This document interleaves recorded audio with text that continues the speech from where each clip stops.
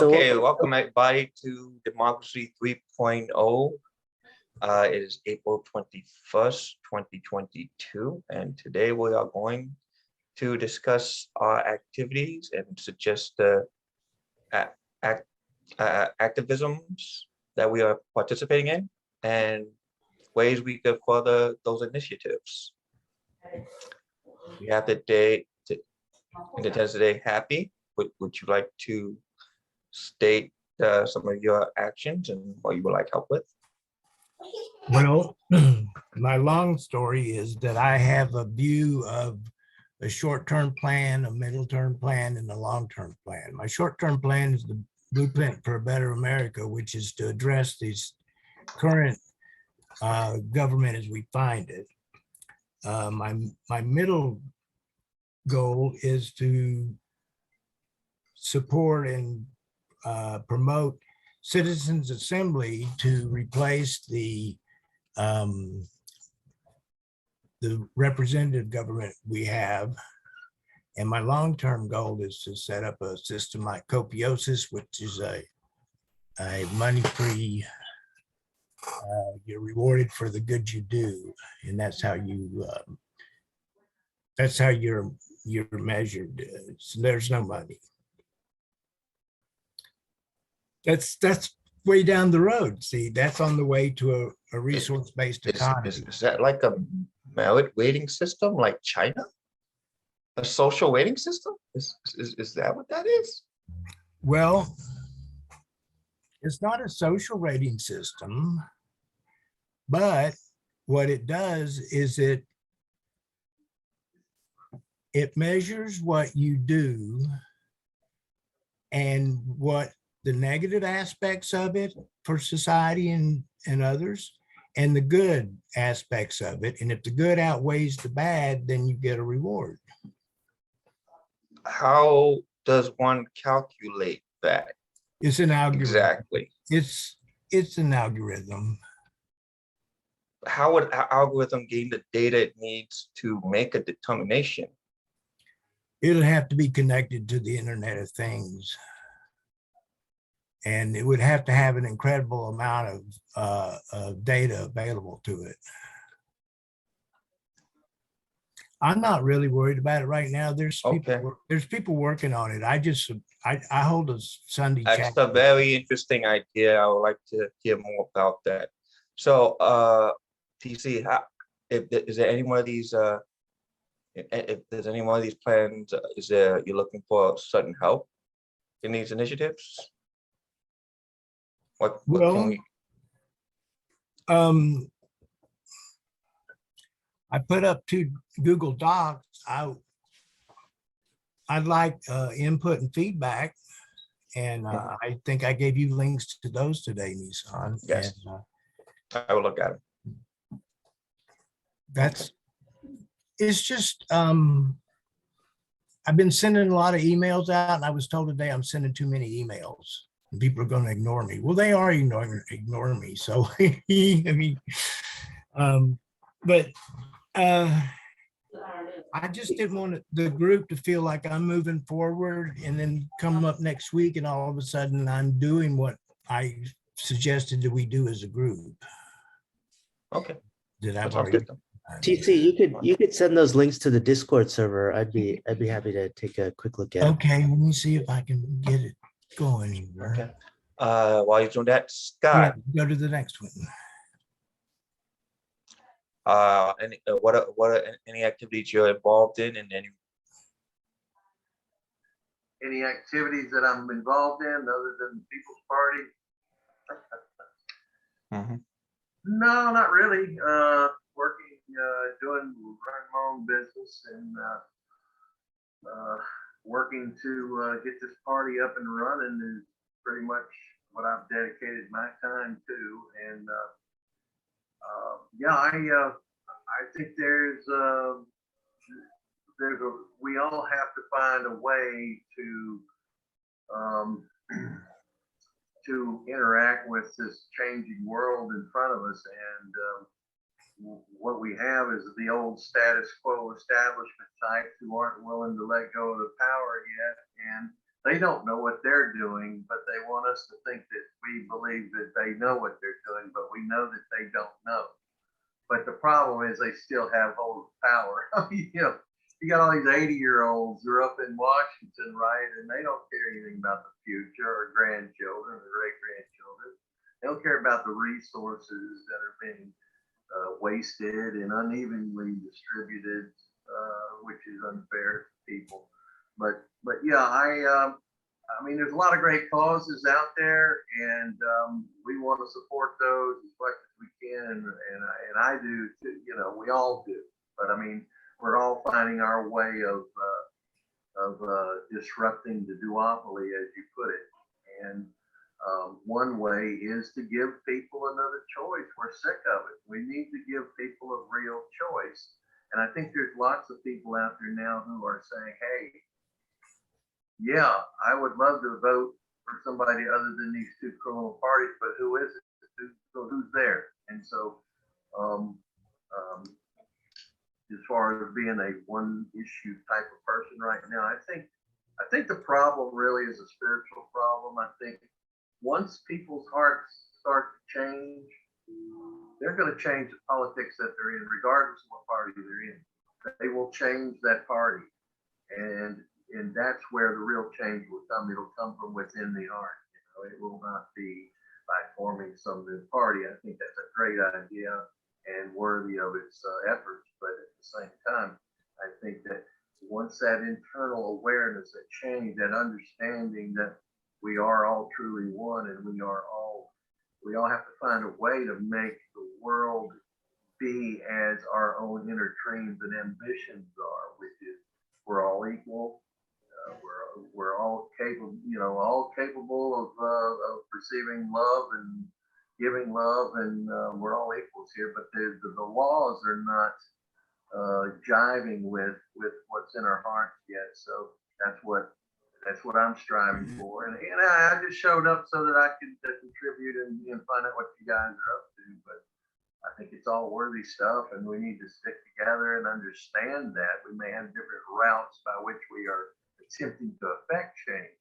We all got to remember, though, we're all on the same team here. We just got a different way of going forward here. So let's hold hands and then work with each other, and let's make something special happen here. I think it can happen. I think the power of the people is the only way to move forward. So that's my thing. Thank you, there, Scott. Eddie, you have activities that you're currently in, any activist initiatives, and what would you like to help in any of these initiatives? What kind of help are you seeking? Yeah, and I'd like to thank you, Nissan, for starting the meeting. And I wanted to talk a little bit about sort of the background. We started the group 5 months ago, and the vision has been to innovate open, collaborative, democratic processes and grow the group eventually where it's large enough to have power as a block of swing voters. And I've done a lot of thinking about how to get there, and the first part is sort of the hardest when you're 5 people, and in theory, if we have enough people, then the most important part is to come to a consensus that everybody can basically live with and is willing to coordinate around. That's the most important part. If you have enough numbers, and if you can just do that, then you could coordinate votes, and you could project democratic power and tell the politicians, this is what you need to do, or you're out, and we'll bring in someone who will do what the people want. But when you're 5 people, that consensus sort of does not yet have really that sort of heft. Like, the 5 of us could agree on, all aspects of how the US should be run. And it wouldn't realistically make that much of a difference that just the five of us agree. And so, you've got this problem of how to grow the organization. And while you're growing, what is it you're doing? Because if the only point is to grow, I think that's a little bit hard to sort of motivate and inspire people around, is that we just want to grow the organization. It feels like there's something that you have to do. And so, yesterday we had the, Nissan, you and I were in TC's meeting, deliberative democracy meeting. And one of the thoughts I had was that, if we're operating around a sort of a swarm philosophy where, people are in charge of their own time and energy, and it's not a hierarchy, it's a bottom-up process. It's not a hierarchy where someone above you is directing you, like, you have to do this, you have to do that. What occurred to me is that if you think about the fact that it's okay for different people in the group to be working on different things. And, like if TC wants to do something, the group does not need to like come to consensus about what TC, is doing. Like TC himself can actually decide, this is what I want to work on this week. And so if you think about it that way, then the problem when you are a smaller group, is the only thing that you have to come to consensus on really is if like people in the group manage to find themselves in a position where like TC is working on something and I'm working on something that's 180 degrees opposite. Like, he wants, I can't think of a good example, but, something which is mutually exclusive, and TC wants this, and I want, the exact opposite to happen. I want that to not happen. Then we would have to resolve a disagreement in order to be able to continue together as a group. But short of that, we can each be working on different things, and the different things, it's a good thing because, different things might work, and the things that are working, like people can sort of glom together on. So that was quite long, but that's the background, how I'm thinking about it. And so I was thinking, that we can, in this meeting, we can share, and I want to sort of bias it towards action. We can share just, what things we are doing this week and what things we want to accomplish and what things we want to do this week. So for me, I want to go around and give people other more, not to hog up all the time, but in a nutshell, for me right now, a big thing is capital consumption theory. That is a set of economic ideas I've come up with in the last 2 years. And I think it really shows where 90% of the economic problems, and I think that also influences a lot of the political problems, could be solved with the right framework. And, I struggle, I'm convinced that the ideas are right, but I struggle to, like propagate them.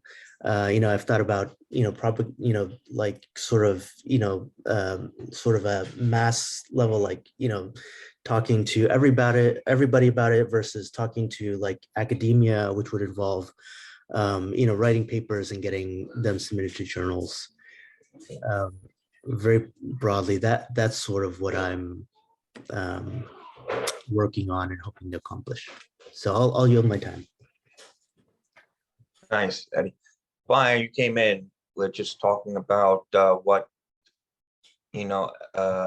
activities or activism initiatives we're into and where we need to get some help. And I think I know what yours is already, but if you want to go ahead. My reputation precedes me. Yes, you're up to. Yes. Yeah, Go ahead. Eddie described his vision for this group, and as always, my vision is the American Union, organizing to end poverty, end mass incarceration, and the endless wars. You guys know that. And Eddie, thank you for hosting a Zoom space next Monday to dig into the UBI and Treasury dollar bill provisions. And TC, thanks for your help promoting the videos and other parts, helping people break down the blueprint. And my goal this week is just to continue to grow it. I did another interview today, so I kind of got this a fancier setup than usual in the background. Trying to get the word out there and help people, help the idea click that we don't need the two parties to represent us. We can do it ourselves. Thank you for that, Brian. And finally, for me,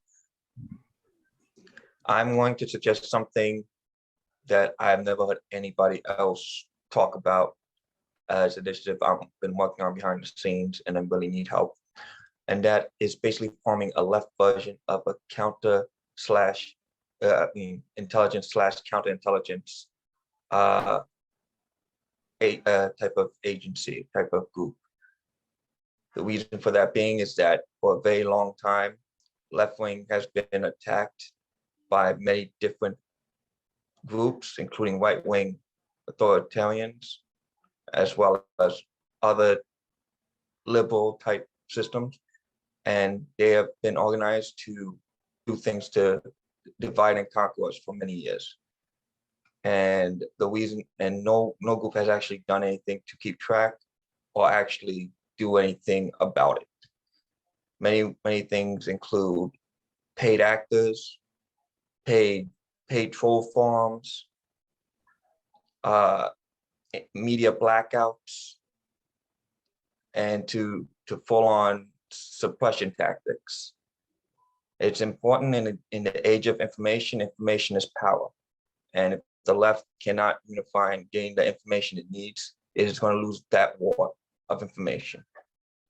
So, understanding that, I need a group of very intelligent people with their ears to the ground to feed back information and to come up with strategies and to counter these insurgent problems. We're dealing with highly organized groups that are backed with lots of money, and they have a lot of experience in breaking down groups. They destabilize countries all the time. So this is par for the course for them. It is time that the left has a solid answer for this. And basically, I have never, all my time in the politics sphere that I've been in, which admittedly what hasn't been that long, considering, I'm not saying, but after doing a large deep dive, I have not even gotten close to anything of actually having a counterintelligence system. I don't know why that is. Even though left agrees they're being attacked by insidious forces, they don't actually act like they're being attacked. So I never understood that. And if any of you guys have heard of something like this, please inform me and free me of my ignorance. But as far as I've seen, nothing.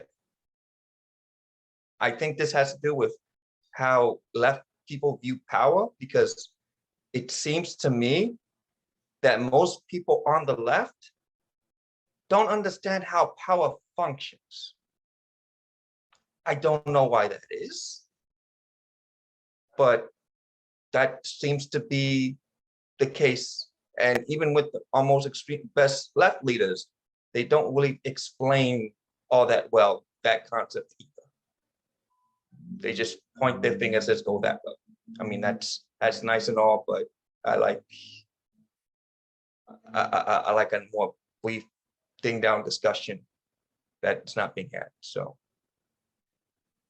that was me. If any of you could find me some help in these matters, I'd be greatly appreciated. Anybody anything to say about that? You're talking about counterintelligence? Counterintelligence? Is that what you're saying? This is about counterintelligence? Intelligence slash counterintelligence, that's correct, yes. Keeping track of hostile forces, their plans, their routes of attack, also keeping track of all weaknesses, and forming up strategies and executing strategies to actually try to, defend and deflect, attacks that come our way.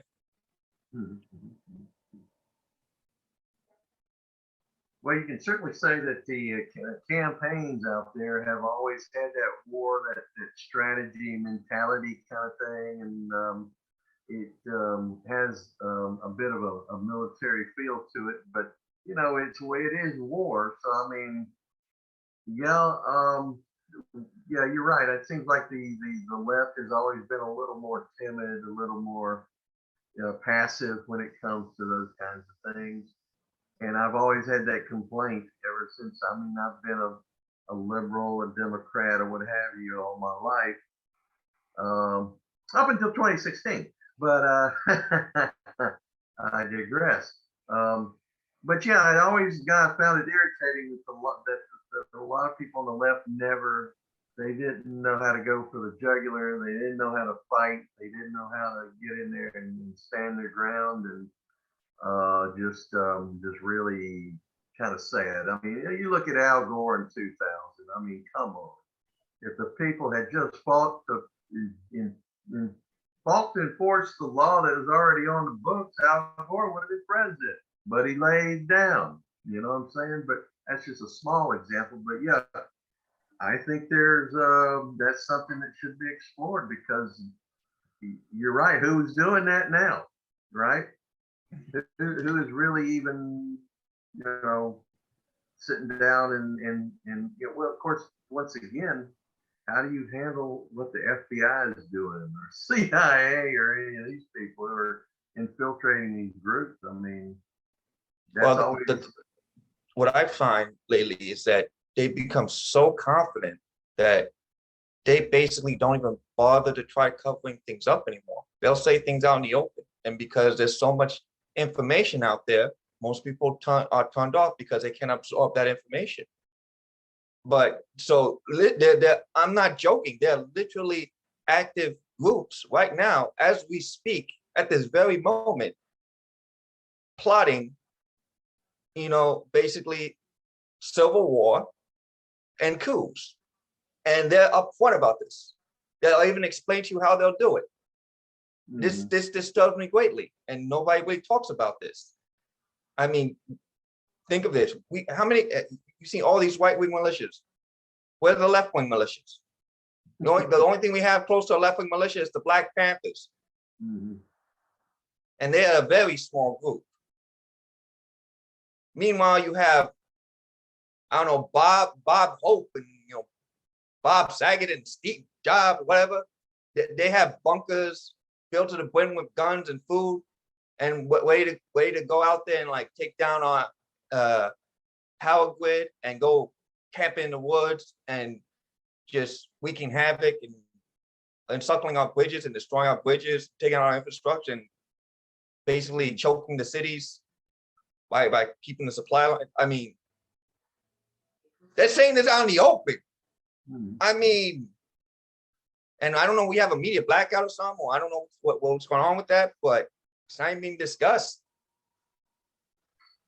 And the left literally is doing nothing. I mean, they're all fighting about getting rid of guns, but then but they can't really stop the production of guns, especially with 3D printers. I mean, I think they don't want to accept the reality of things. Well, there's a lot of people. I mean, the old Matrix movie was true. You take the red pill or you take the blue pill, and a lot of people just want to go ahead and take the blue pill and go back to sleep and stay in their little fantasy world. But there's going to be a very rude awakening for those who don't look and see what's coming down the road here, and that's going to be a lot of people. And I mean, we can warn them, we can shout from the highest mountain and all that, but people are going to do what and unfortunately, fear is a very strong motivating factor. And all of these people in leadership know this. That's why they use it. They scare people to death, and then they make them do whatever they want them to do. we're finding now with this whole COVID thing that the science really wasn't there, but yet they wanted to make it, the media jumped in there and made everybody feel like they were going to die if they catch this thing. And the stats have not shown that at all. So once again, that's just one example of the many ways that these governments and even political parties have used fear to, like Bernie Sanders. Oh, well, he's a socialist. Oh my God. And so everybody gets so worked up about that when they don't really understand, what he's talking about at all. And this knee-jerk reaction is unfortunately going to be pushing people to doing things that is not in their best interest. I'm of the opinion we have to educate. And going to war and starting a civil war in the United States is going to be ugly, nasty, brutal, and I don't want to see that happen. But I don't have any answers. But for what I see right now, the way we're going, it just can't continue. I don't know. Nissan, how do you think being able to? What would be your action plan for changing and kind of moving in the direction you would want to move in? Like I said, the first thing to dealing with any problem is to understand the problem. And like I said, information is power. And right now, that's what I want to do. I want to collect the information so we could form a plan of attack. You can't form a plan of attack without any recon. You gotta know the enemy. Yeah, you gotta know your enemy. You gotta know your enemy and know yourself. Right. Those are the rules of war. So that's why I think right now we're at a very crucial stage, kind of late right now to the party at this point. But I thought somebody would have done this by now. I mean, it's probably before it was conspiracy theory. Now it's universally accepted that the left is being suppressed by coordinated forces. But they don't act like that. So I mean, I thought somebody would be doing this. I've looked at a lot of groups. I looked online. I looked everywhere. I looked even the dark deep web. I can't find nothing, not a thing, and it blows my mind. I can't believe I'm the only one that thought this. It just said, am I really the only guy that stopped and think, wait a minute? Okay, so if this is what's going on, then we need to do A, B, C, and D. Because that's what you're saying to me. It's like that's all. It's like okay. Now that we know what the problem is, now we can figure out a solution, and this is what the solutions will be. But the first thing we need is the intelligence. We don't have that. We need intelligence and communication system. We don't have that. We don't have dedicated intelligence and communication system. That's why they can flood us with misinformation and so much information and get us all fighting each other, because they control all the communications. They control the algorithms. They silo us. That's how they win. Well, I mean, there are alternatives, though. So I mean, there are ways to go around. There's no alternative. What alternative are there? You talking about social media or what? I'm talking about what communication platform that the left has that is untouched by these powerful interests. Well, there's other groups that are out there now. I mean, it's not perfect, but you have, instead of YouTube, you can use Rumble. YouTube is run by an algorithm. Yeah, that is Rumble. Privately owned. Yeah, I'm talking about Rumble though. Rumble is also a private algorithm that is privately owned. Yeah, well, the thing is, I mean, if I haven't seen anybody getting and almost nobody uses Rumble at this point. I looked at Rumble. There's hardly anybody on it. Well, Jimmy Dore's on Rumble now. Nissan, TC has his hand up. Let's Yeah, go ahead. do it. Oh, go ahead. I wonder if we could return to the circle and talk about something else. I find this fear-based and unsettling. And I go back to what Scott said in the beginning. I believe we're in transition. and that the human race is moving to a higher consciousness, and that we're going to move out of the power-based system into a shared abundance.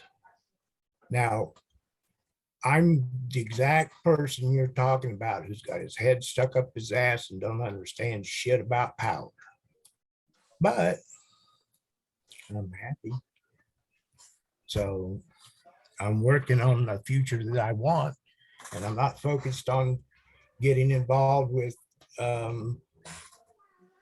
I mean, if they can have a civil war, I mean, I say to the civil war, put me in front. I can only die once. You know, Yeah. I got no fight in me. I'm totally for civil disobedience. So shoot me dead. I don't care. Well, yeah, see, and you're right. I want to expound on that because this has been a thought I've had before too. I really do believe this. I used to think about, well, what happens when, everybody's fighting each other?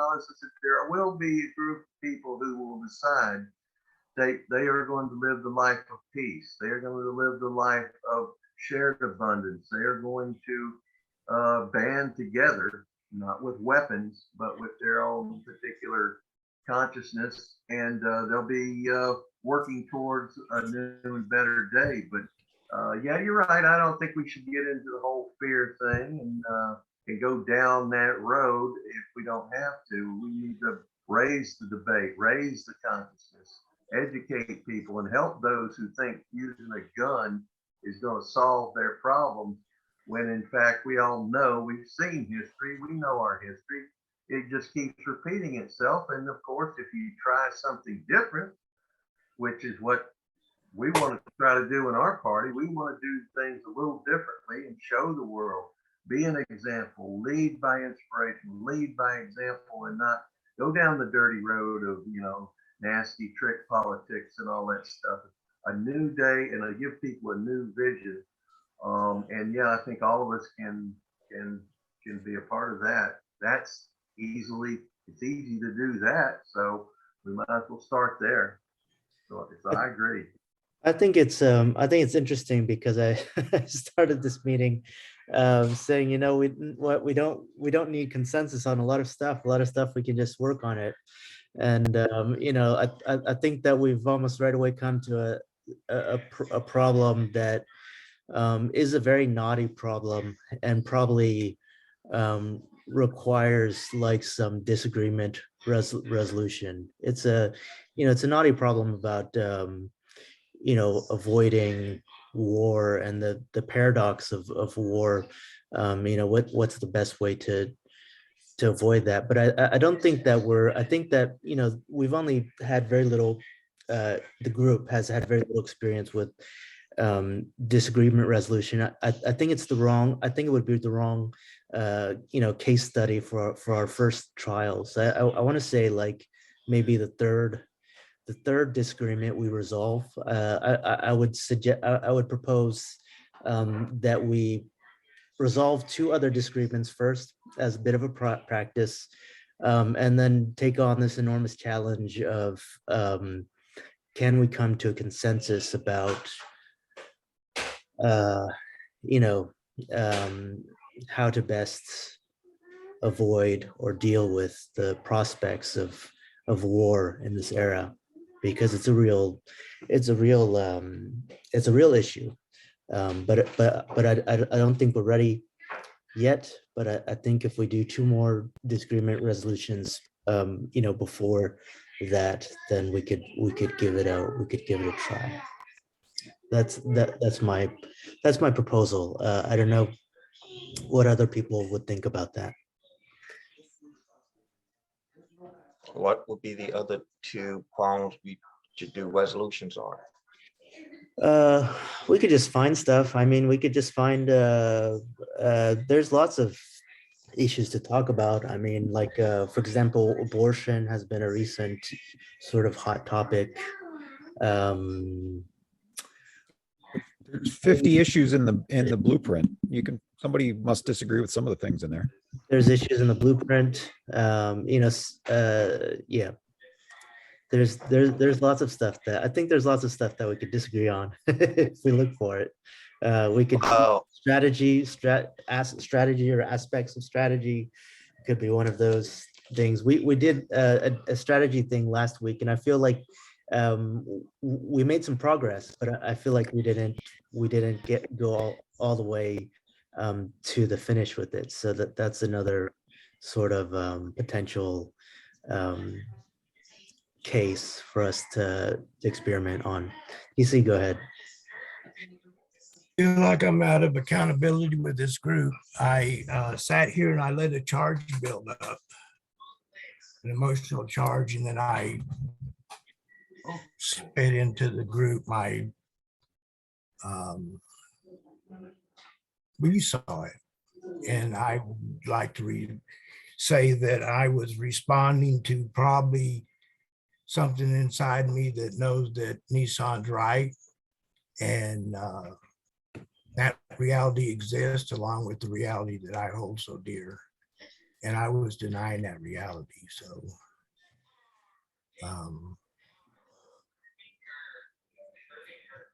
that's the best I can do to untie that knot.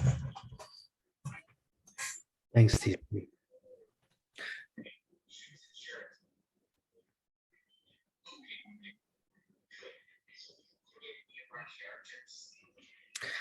well, Brian, I think you said before, as far as the 50 planks, I mean, the only thing I have issue with is that I just don't feel it goes far enough, and only because, like I said, in a matter of negotiations, you know, you always want to have a higher ask than what you want, so that you can negotiate down to what you want.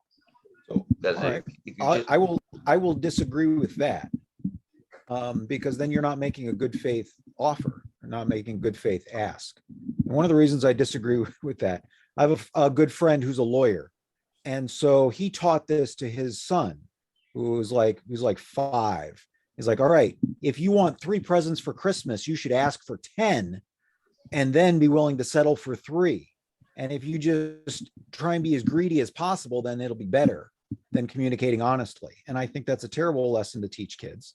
And no, I think you ought to make a good faith offer. So that's my. do you have like some statistic to back this up, or is this just a moral conundrum? I don't know. I guess I'm not sure what sort of statistic that you're looking for. Well, I'm just saying there's studies in business to do this, to get this effect, and it's well proven. Versus, I mean, it may not be morally correct. I guess that's a moral. That's because you're like injecting a morality into this. It's like, I don't think that's right, and because we're teaching about greed. I mean, honestly, greed is a bad thing. I think we all agree on that. But I'm not looking at a morality of a strategy. I'm looking about the effectiveness of said strategy. Well, Right. so I don't have statistics or anything like that, but I'll argue this from the perspective that I'm bringing to this, to how I see it working. And the way that I see it working is putting a good faith on the table for both Republicans and Democrats. Because if you say ask for more than what you want, well, then it has to pretty much skew towards one side or the other. And in which case it's not really, it makes it that much harder, right? So half of the logic is trying to chart a middle path that both sides are willing to find palatable if it leads to their own reelection. It leads to them winning the office they want. So that's sort of one of the practical things. I think this I would could be, also argue that the people that you're trying to negotiate with are also realizing they're not good faith actors, they're bad faith actors. But so again, that's where the power of being the decider comes in, right? There's no question whether or not 3.5% control the balance of power in Washington. The only question is what they do with that power. And so you need to negotiate in good faith if you want to succeed, if you want to establish credibility. I'll say, Go ahead, Scott. I was going to say, just to put a fine point on it, I don't think that was moral at all. Because if you are both playing the game and like the son taught his daughter, his father taught his son how to negotiate. Well, what happens if the son's going to try and negotiate with the father now? Well, the father knows the son's tricks, and the tricks are going to try. And so everybody knows the game. So when you go in, it's not like they know that you really only want that. They're expecting you to come in and give a higher number so that they can work you back down and all that. So it's really, you know what I'm saying? In other words, so I don't know that it's necessarily a moral thing here. It's just how the game's played. So that's my. Yeah, Do we just feel to like add on top of that, these what- games that we're playing, or do we feel like these Just- games that we're playing are working out well for us? We're not playing any games. We're not playing any. That's the problem. Left ain't playing the game. That's the problem. We're trying not playing the game. But anyway, but what I'm trying to get here is that the reasoning, the psychological reasoning behind this is that, if you want to go to people, I mean, if you want to go to them with that deal as is, and then you don't negotiate down, right? Then they're gonna brand you as you're the one that's unreasonable. Why are you being unreasonable? That's what they're gonna say, and they're gonna turn it on you, and then there's your morals out the window, because they're gonna make a narration out of it. Because you know what? I can tell you that's what they're gonna do, because they did that already multiple times. So I think this is a pretty interesting topic for a disagreement resolution, and I would propose that we can do that next week, and the basic framework will be, I don't think we're having a dispute. Well, I think, yeah, I mean, I think there are areas of disagreement, and I think it would be great for a disagreement resolution. Well, not much, because Brian is arguing based on his own moral compass. We're arguing based on fact of the matter and how things work. I mean, there's no way to solve that, because he's not arguing he's arguing from a principle that has no backing, his own personal moral compass. I have a suggestion for solving it. My suggestion is that, at the bottommost level, we have similar goals that are pretty much the same at the very bottom, and disagreements arise, as you work up from that and say, based on that goal, what should be done and what would happen if you did X or if you did Y. And so my suggestion is that the way to resolve that is scientifically, basically, as you go back and you look at data, you look at history, you look at what's happened in the past, what we know about reality, and test it, and each side considers, thinks about what are the assumptions behind, what are the assumptions behind this, behind my idea. So for example, if Nissan's idea is that, I think the topic is political negotiation tactics.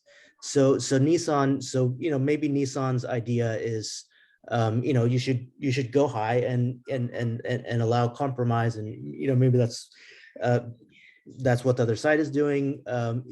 Brian's idea is, that's not workable. That will not give us a workable system. And I think that, the process I would suggest is that each side thinks about what are the assumptions behind it. So what would have to be true for my idea to be the right way to go? What would have to be true? Especially what would have to be true that if I saw that was true, I would say, okay, this is actually the wrong idea. Since a new study, Be something else. you froze on my end, Eddie. Oh, I don't know if you're still talking. yeah. I don't know how much you missed. I was saying, if Nissan's idea is, you should go high and meet in the middle, and Brian's idea is, if everybody does that, then the system is not workable. I think that what each side should think about is, what are the assumptions behind my idea that that's the way things should be done? What would have to be true for this to be the right idea. And especially important is what would have to be true, that if I saw that was true, then I would say, okay, given that that's true, then this idea that I had is not the best idea. There's, something else would be better. That's my suggestion. Easy precedents and years of study, case study. Like Exactly. we have notable documents written by many brilliant teachers on the art of negotiation and all this other stuff, and psychology and how things work. And then that's the strategy. I mean, I'm not arguing that we should do that out of nowhere. I just look at the strategy to see if it works. So they do it because it works. So I mean, unless you could find some other studies that contradict that, which would be pretty difficult, I would look at them. But that's been done for over 1,000 years that way, understanding that's how that works. Well, I would say particularly like, not necessarily going back to a book, like somebody who's, maybe an expert, says this is a good thing to do. But, given that we're talking about political negotiation tactics, we could look at the history of political L.B. Johnson? agreements and compromises. And we should look at, what happened, why it happened, and what that teaches us. L.B. Johnson. And I'd propose that we could do this next week. And I think it would be an interesting thing to look at. Yeah, and it would be an interesting thing to try, because I think a lot of politics, ends up with people who may have similar goals and different strategies, and a failure to coordinate can harm the goal that you're going for. And so you have to be able to come to consensus sometimes. And I think that the best way to do that is to get together and examine reality with the goal of finding out what the reality is, as closely as possible. It's never, it's not going to be perfect, but I think it's worth looking at. Yeah. Scott, you look like you have something to say. Yeah, Yes. yeah, go ahead. Don't want to beleaguer the point very much here, but Brian, we brothers now, okay? I just want to point something out to you that I don't know if you realize it or not, but in that particular situation, when you say, okay, I'm going to ask for $25 for this, and I'm not going to be asking anymore. I'm just asking for what you want to give me, what I want to do. And so therefore, you either take it or not. Don't you feel that that puts you in kind of a rigid position as far as negotiations go? It's either I want it or I don't get it, and too bad. Is that kind of how you're going to play it? yeah, I guess I would sort of see this differently as an auction. When you get up there and the auctioneer says, okay, we've got, this lot on sale, who will make me an offer? Then you don't wait for people to start bidding and say, okay, we changed our mind. We're going to take this item out and then add this in. And then now who wants to make an offer? When you put something, make an offer for any interested party to bid on it.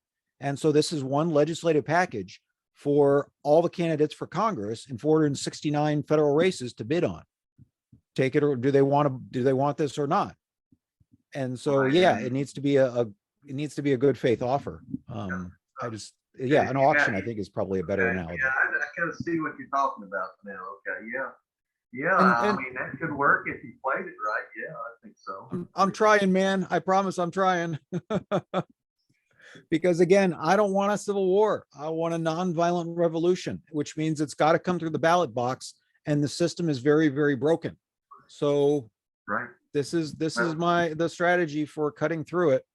But it means you have to be willing to bring people have to be willing to come to the table. And Nissan will say a public option doesn't go far enough. It should be single payer, should be universal health care. But you're not going to get Republicans to come to the table with that.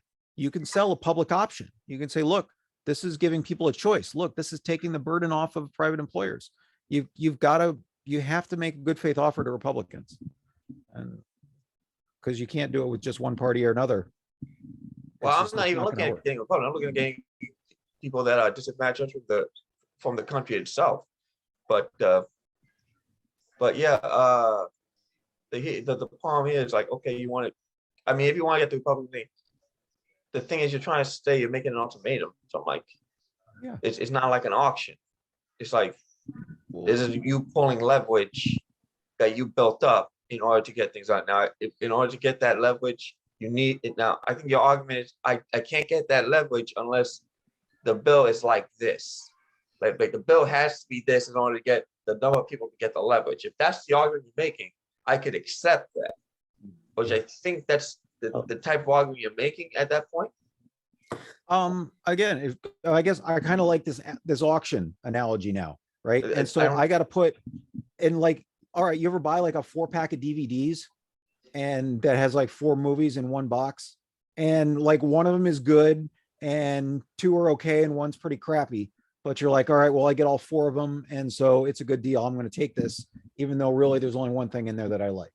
And so this is sort of the same thing. You don't say, hey, who wants 4 movies for the price of one? An album in 7. Well, I see. This is where the part of it being an auction breaks down for me, because I actually like the whole package as is, because the argument wasn't me saying is this package not like the bad stuff in the package. There's nothing really bad in the package. The problem is I know. so that lot analogy doesn't really fit, because I'm not getting a bad package. I mean, the argument then was, if you are in an entrenched interest, this is a bad package. If you're a banker, if you're a lawyer, if you're a polluter, if you're the duopoly, if you're any entrenched interest, this is a bad package. But if you're a common person, then it's a good package. This whole package is bad to those people, though. I know. Okay, you're never gonna get those people, no matter what you put on it. So I don't know why you're trying to convince them. So your job is to get a package that will convince the people that you need a leverage, right? That's the goal.